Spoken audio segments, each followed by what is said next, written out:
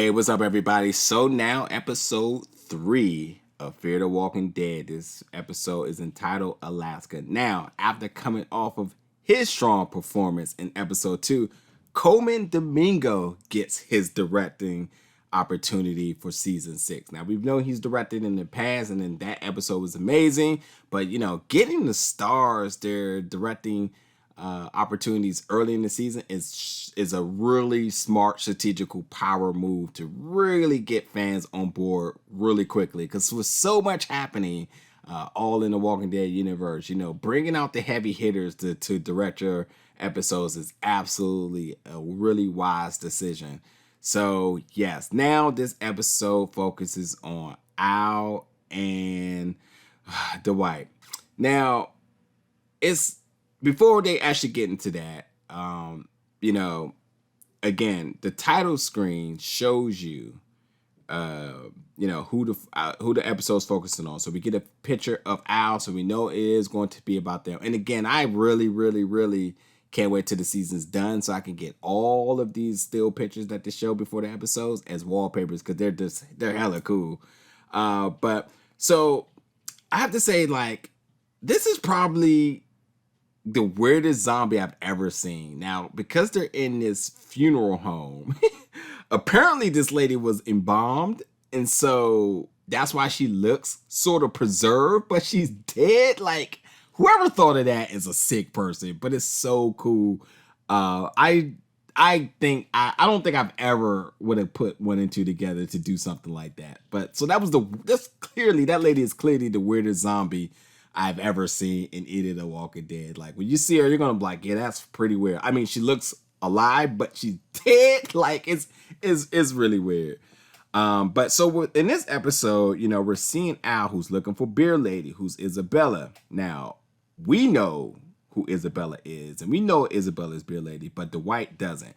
Dwight kind of overhears Al on the radio talking to someone who then discovers that the person he's talking to is codenamed Ground 17, who Dwight puts one and two together and says that Ground 17 is Beer Lady. So he doesn't know the name, but he do know that Al is passionately looking for her.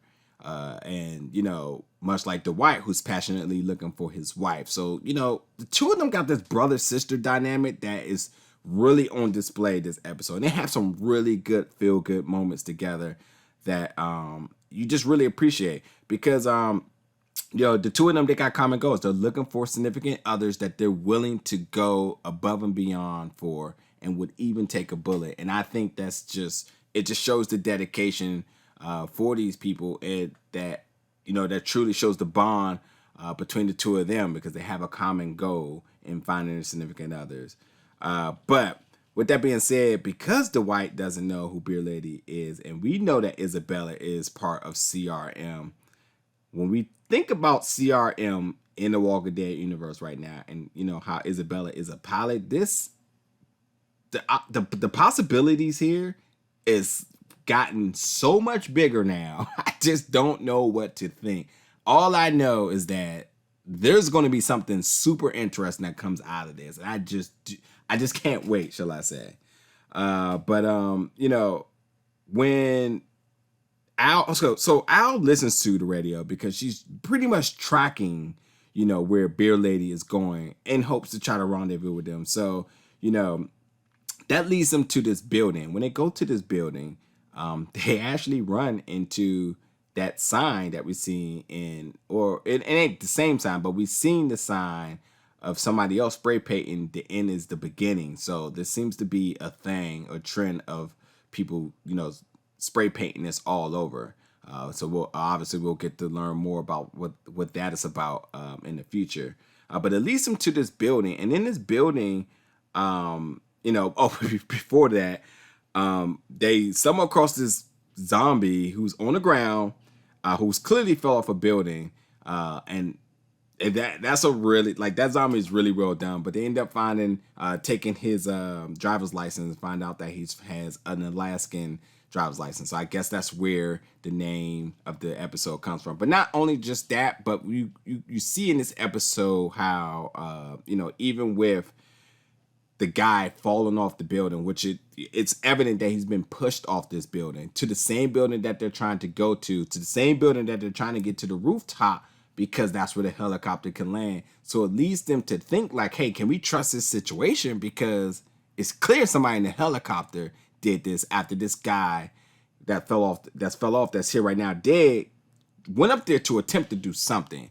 And it puts a really strange, it puts a strange cloud over Dwight and Al, because Dwight just wants Al to be happy, but he understands it's the danger. He completely removes his personal thoughts about the danger and just does whatever he can to help her. He even puts himself on the line, which is just, again, the brother-sister dynamic that the two of them have.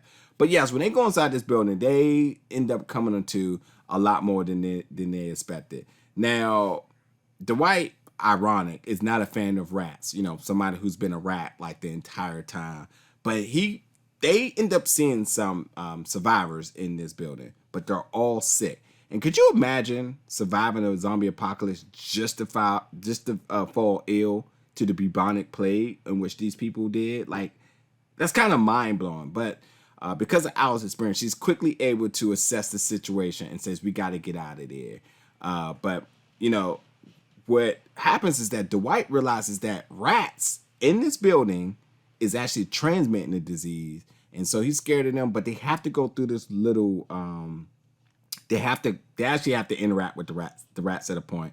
And come to find out, bada bing, bada boom, Dwight gets infected. Now, Dwight being infected really puts things into perspective, because again, Dwight, who is, you know, could die from this, is still pushing forward to help Al reach your goal. He even says, leave me behind. You do what you got to do. I'm going to get you to the top of that roof. They also run into this lady, Nora, who looks like the most innocent church lady I've ever seen, but she is a badass. And, you know, she really acted her ass off in this episode, shall I say. She really shows that humane side of the world, because she's actually been in this building the entire time since the apocalypse. So she's been there helping people since the beginning, which is like, it's kind of mind-blowing when you think that.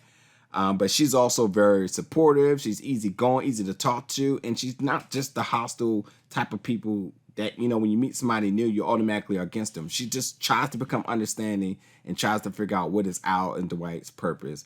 But just a phenomenal job by Nora in this episode. Truly, truly loved it.